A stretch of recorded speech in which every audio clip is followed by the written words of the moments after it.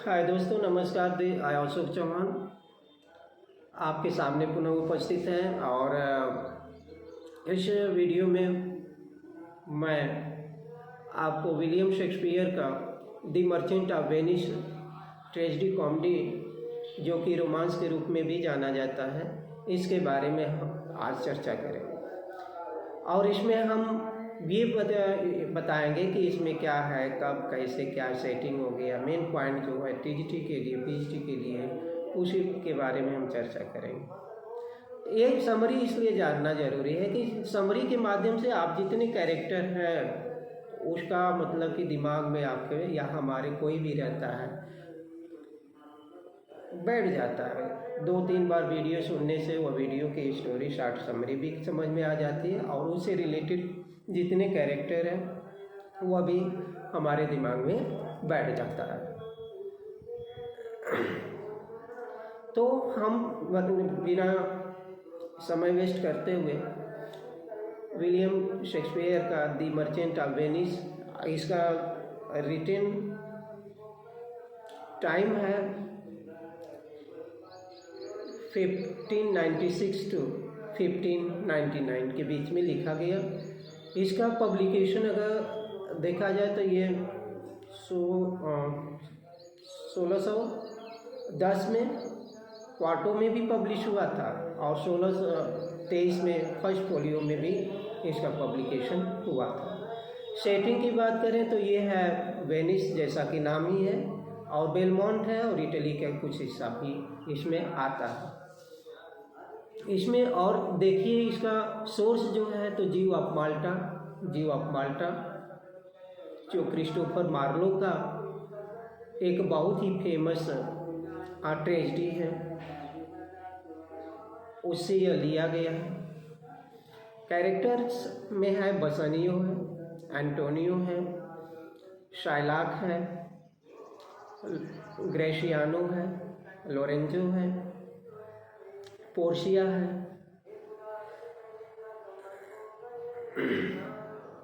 लुसेटा है। और जो उसमें कुछ ऐसे जो उससे मैरिज करने के लिए आते हैं पोर्शिया से, जैसे प्रिंस ऑफ मोरक्को है, एरागोन है, और उसकी एक सहेली है। ये जो कैरेक्टर है मेन कैरेक्टर है और इस विलियम शेक्सपियर में के नाटक में अच्छी तरह से बोला जाती है। तो बिना समय वेस्ट करते हुए हम इस कहानी के बारे में बताते हैं।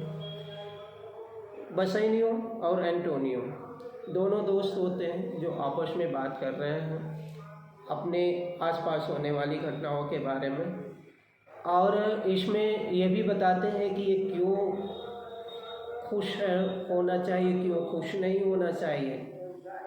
एक दूसरे से ये चर्चा करते हैं और वो बताते हैं कि ये संसार जो है हम अपनी नज़र से देखते हैं लेकिन संसार की नज़र से नहीं देखते हैं। अगर व्यक्ति यहाँ पे बताता है कि अगर व्यक्ति संसार के नज़र से भी देखे, दूसरे के नज़र से भी देखें, तो वह ज़्यादा खुश और दुखी इस संसार में नहीं हो सकता है। व्यक्ति दुखी कब होता है? जब वह दूसरे की नज़र से नहीं बल्कि केवल अपने नज़र से देखता है, इसलिए उसको समस्या होती रहती है।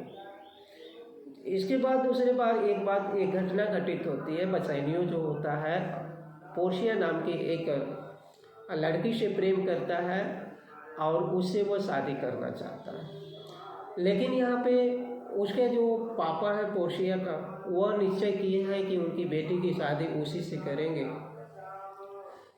जो उसके शर्त के मुताबिक उस कास्केट को चुन लेंगे, उनसे वह अपनी बेटी का शादी कर सकते हैं। बसानियो बहुत परेशान है। जब से इसके कान में ये भनक लगी है तब से वह चाहता है कि कैसे हम जाएं वहाँ पे, क्या करें वहाँ पे कि जिससे कि उसको मतलब कि पोर्शिया मिल जाए। सबसे बड़ी रोड़ा उसके बीच में आती है पैसे की समस्या, और उसका एक मित्र है जिसका नाम एंटोनियो है। एंटोनियो उसके हर मतलब कि कठिनाइयों में, समस्याओं में उसकी समस्या को सॉल्व करता है और ये जा कर के अपने दोस्त एंटोनियो से बताता है कि दोस्त ये बात है, मुझे जाना है, अपने मंगेतर से शादी करनी है, लेकिन मेरे पास पैसे नहीं है, अगर तुम्हारे पास पैसे हो तो मुझको दे दो। एंटोनियो कहता है यार क्या करें, मेरे पास तो पैसे नहीं है इस समय, जो भी पैसे थे मैं अपने व्यापार में लगा दिया हूँ, और वह व्यापार पता नहीं 2 या 3 महीने के अंदर आएंगे, कब आएंगे, लेकिन आएंगे, उसमें लगा दिया मैंने पैसे। लेकिन वो अपने दोस्त की बात को समझता है और कहता है कि चलो ठीक है, मेरे पास तो पैसे नहीं हैं, लेकिन मेरा यहाँ साइलाक नाम का एक देवी से, उसके पास हम लोग चलते हैं, वो ज़रूर ही क्या करेगा, इस समस्या का समाधान कर लेगा, या उसी से हम लोग ये पैसे उधार में ले लेंगे और बाद में हम लोग उसका पैसा चुका देंगे। बस नहीं, वो कहता है कि चलो ठीक है। ये दोनों दोस्त उसके पास जाते हैं, वह घर पे ही रहता है। जैसे इनको दोस्त देखता है वह मन ही मन बड़ा खुश होता है और कहता है कि मेरा दुश्मन मेरे पास आ रहा है। लगता है कि वह सोचता है कि ज़रूर इसको पैसे की ज़रूरत पड़ेगी, इसीलिए वो क्या कह रहा है, यह आ रहा है। और सही भी वो एंटोनियो जैसे ही कहता है कि मुझे इतने पैसे की ज़रूरत है, तो वो कहता है ठीक है ले लो, और इतने इतने ब्याज होगे तुम उस तरह दे देना। एंटोनियो कहता है कि यार मेरे पास तो इतने तो पैसे ब्याज देने के लिए नहीं है और हो भी नहीं पाएगा। और ये भी कहता है उसको, मतलब कि तुम ऐसा व्यक्ति हो कि हमेशा हाई रेट पे हाई ब्याज लेते रहते हो, तुम खून सोचना चाहते हो किसी भी मतलब कि गरीब इंसान का। यह सुनकर कहता है बस साइलाक कहता है कि अरे यार ये क्या बात कर रहे हो, चलो मैं तुम्हें फ्री में दे दूँगा, हमें कोई ब्याज नहीं चाहिए, लेकिन एक शर्त है, अगर उस शर्त को तुम फॉलो कर लो तो मैं तुमसे ब्याज नहीं लूँगा। एंटोनियो कहता है क्या है, आखिर में वो क्या शर्त है बताओ। तो वो कहता है कि मैं 3 महीने के लिए ये तुम्हें फ्री करता हूँ, 3 महीने के अंदर ये जितना ले जा रहे हो धन तुम्हें वापस करना पड़ेगा। अगर 3 महीने के अंतर्गत तुम वापस नहीं करते हो तो तुम्हारे शरीर से आधा पाउंड मांस क्या करूँगा, मैं निकाल लूँगा। एंटोनियो तैयार हो जाता है, बस ही नहीं हो, तैयार नहीं होता है। वह कहता है कि नहीं यार, तुम्हारी ज़िंदगी से बढ़कर मुझे पैसे वैसे नहीं चाहिए, मुझको नहीं पैसे चाहिए, चलो यहाँ से हम लोग चलते हैं। एंटोनियो समझाता है कि नहीं ऐसी कोई बात नहीं है, और 3 महीने के अंदर ही ये सारी चीज़ें, मेरा जो व्यापार में जितने पैसे लगाए हमारे व्यापारिक नाम भी आ जाएंगे, हमारे पास पैसे हो जाएंगे, इसको वापस कर देंगे। वह लाख मना करता है कि नहीं रहने दो, लेकिन एंटोनियो मानता नहीं है और पैसे ले करके उसको दे देता है। और पैसे ले करके दे देता है तो वो अपने दोस्त ग्राशियानो के साथ वो क्या करता है, बेलमोंट निकल पड़ता है। और वहाँ जा करके अब वहाँ पर किसी ने वहाँ जाता है, लेकिन तो उसके पहले पोर्शिया अपने दरबार में बैठी रहती है, वहाँ से हर चीज़ पे नज़र रखती है कि कौन कौन लोग आ रहे हैं, कौन कौन लोग क्या कर रहे हैं, वो अच्छी तरह से देख रही है। वहाँ सबसे पहले प्रिंस ऑफ मोरक्को रहता है, थोड़ा सा काला रहता है, सांवला रहता है, ज़्यादा सांवला रहता है। उसको देख करके वो भड़क जाती है और कहती है अपने जो मेड सर्वेंट से कहती है कि ये जो आदमी है इससे तो मैं शादी विधि नहीं करूँगी। और वह सेटारिकली मतलब बोलती है, उसकी जो सहेली कहती है कि हो जाएगा जरूर, नहीं इससे नहीं होगा तुम्हारी शादी। वो कहते हैं अगर ठीक है, ये तो तुम्हारे पापा का जो शर्त है ना, अगर वो चूज कर लेगा तो तुम्हें शादी करनी ही पड़ेगी और उससे बच करके भाग नहीं सकती हो। और प्रिंस ऑफ वह भी मोरक्को भी कहता है, तो लोग मेरे चेहरे पे ना जाए, बल्कि मेरे इस बुद्धिमानी पे जाए, और मैं जानता हूँ कि कैसे सिलेक्शन करना है, और मैं विश्वास करता हूँ कि ज़रूर मतलब कि जो जिस कास्केट का चुनाव करूँगा उसमें वही पोर्शिया, उसके पापा के शर्त के अनुसार वो पोर्शिया का ही पिक्चर तस्वीरें। और कहता है, यह भी कहता है, वहाँ पोर्शिया से बातें होती है तो वो कहता है कि अगर मैं सही से कास्केट का चुनाव नहीं कर पाऊंगा तो मैं आज के बाद कभी शादी भी नहीं करूँगा। और यह कह करके वह जाता है, उस कास्केट क्या करता है, उठाता है, लेकिन उसमें वो कास्केट, जिस कास्केट का चुनाव करता है, लेता है, उसमें उसका फिगर है ही नहीं, और वो गोल्डन कास्केट का मतलब चुनाव करता है, और वो मुंह गिरा करके वहाँ से चल जाता है। इसके बाद प्रिंस ऑफ एरागन आता है, वह भी सिल्वर कास्केट को चुनता है और वह भी असफल होता है।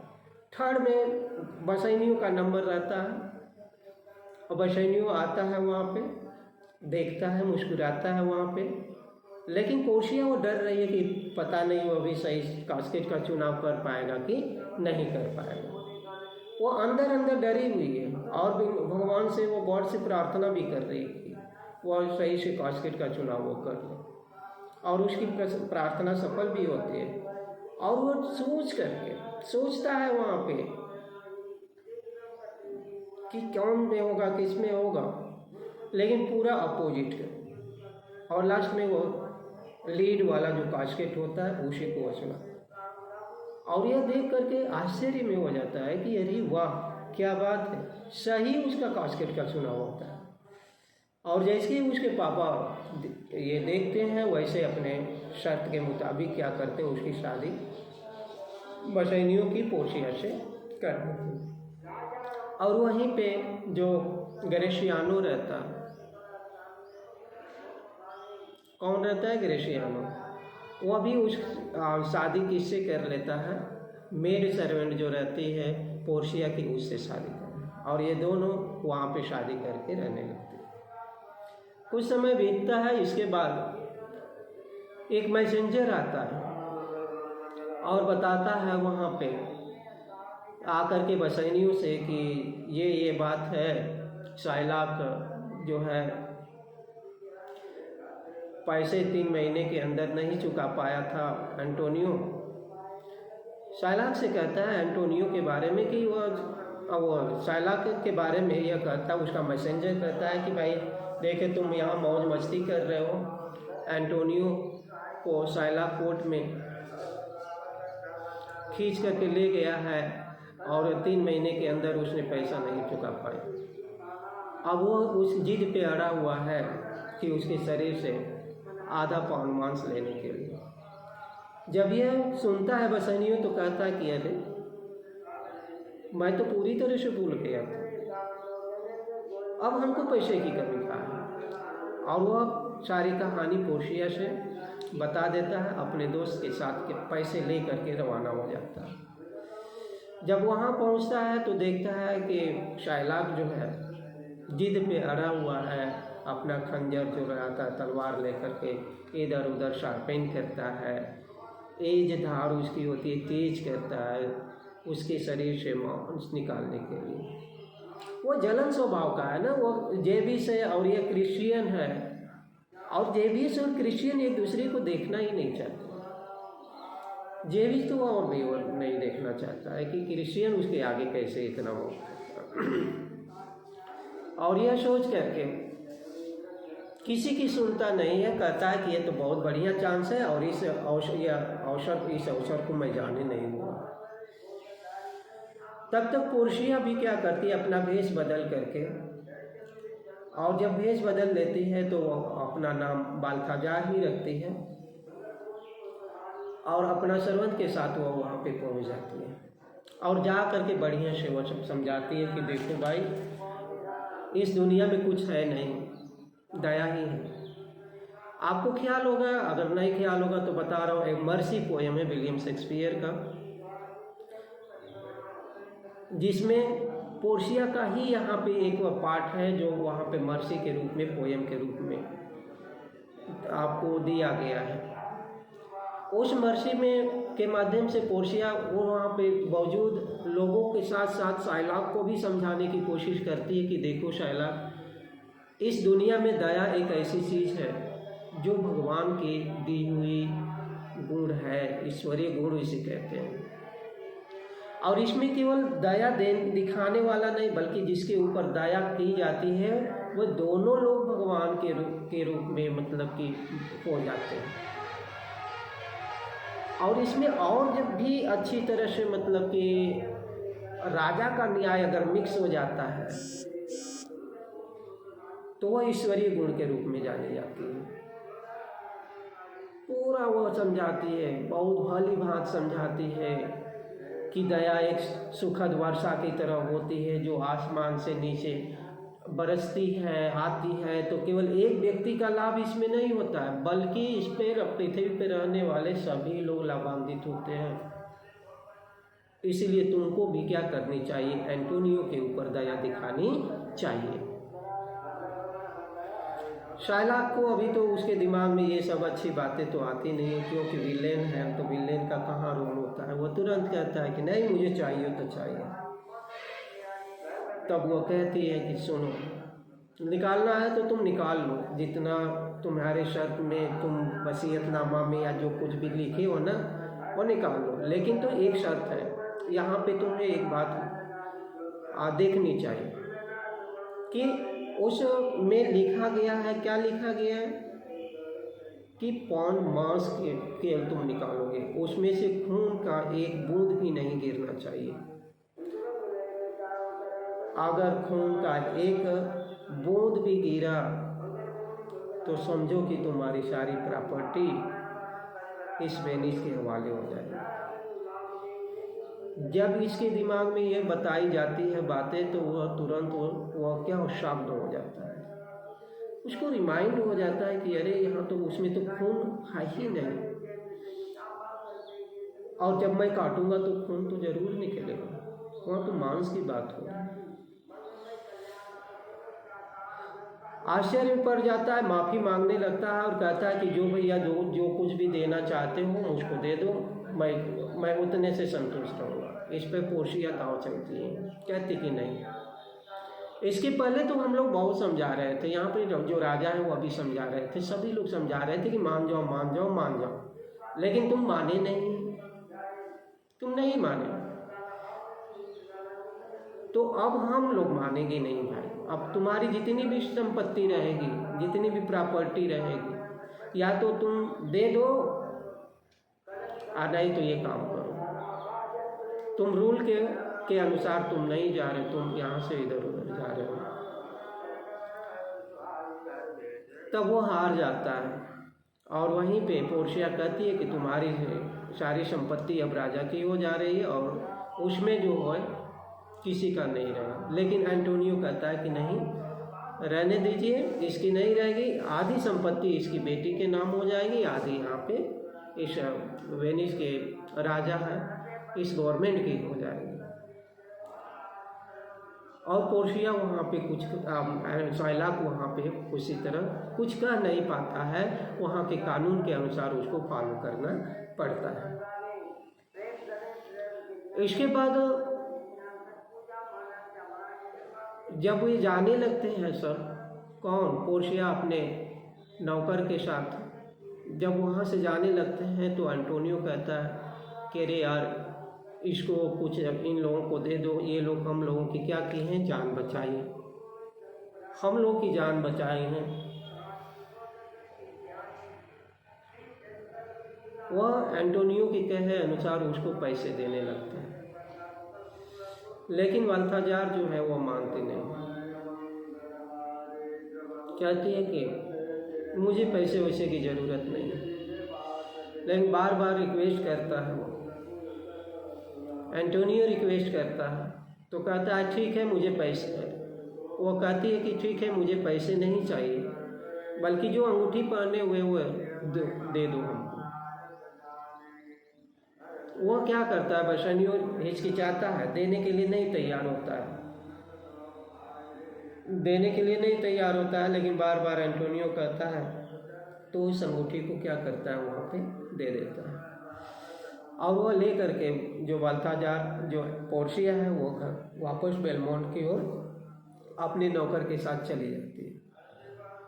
और उसके कुछ दिन के बाद जब ये बशाइनियों वहाँ पे पहुँचता है तो वह जैसे ही वो देखती है उससे अंगूठी की डिमांड करने लगती है कि भाई मेरी अंगूठी जो है मुझे वापस कर दो। इसका मतलब कि तुम्हें किसी और लड़की से प्यार है, तुम मेरी निशानी को तुम दूसरे को दे दियो। वह समझाने की कोशिश करता है लेकिन उसे परेशान करके बाद में वह पोर्शिया बता देती है कि वही कोई दूसरा नहीं है बल्कि मैं खुद गई थी बाल्थाजार के रूप में भेष बना करके। और इस तरह से यह कहानी जो है यह समाप्त होती है। और विलियम शेक्सपियर ने इस माध्यम से यही समझाने की कोशिश की है कि दुनिया में चाहे कोई भी हो, चाहे अमीर हो गरीब हो, दया जरूर उसको दिखानी चाहिए। और यह दया छोटी मोटी बात नहीं है। दया दिखाने से ईश्वर का जो बनाया हुआ काम है, जिसके लिए दुनिया ह्यूमन बनाया है, अगर कोई व्यक्ति दया दिखाता है और जिसके ऊपर दया किया जाता है, इसमें दोनों लोगों का लाभ होता है। यदि मेरी वीडियो आपको पसंद आया हो, ये जो शॉर्ट समरी आपको पसंद आया हो, तो लाइक शेयर कमेंट और सब्सक्राइब ज़रूर कीजिएगा ताकि सभी बच्चों के पास पहुँचे और इसको पढ़ करके कुछ उनके दिमाग में आए और सीखें और उनका जो उद्देश्य है वह जल्दी से पूरा हो सके। धन्यवाद इस वीडियो को देखने के लिए और मैं आशा करता हूँ कि आप लाइक शेयर कमेंट और सब्सक्राइब ज़रूर करेंगे। ये मेरा हम्बल रिक्वेस्ट आपसे है। धन्यवाद और नमस्ते।